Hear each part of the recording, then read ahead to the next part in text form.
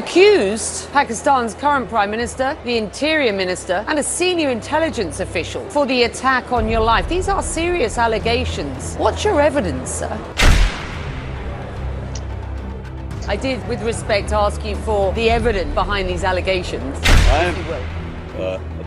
Nobody really has ever challenged the role of the military in Pakistan's politics the way you have.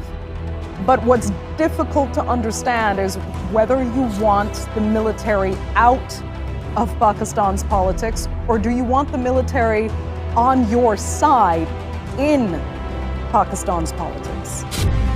Which is it?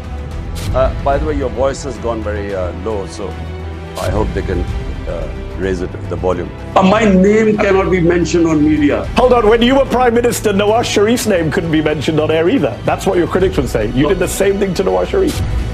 Well, just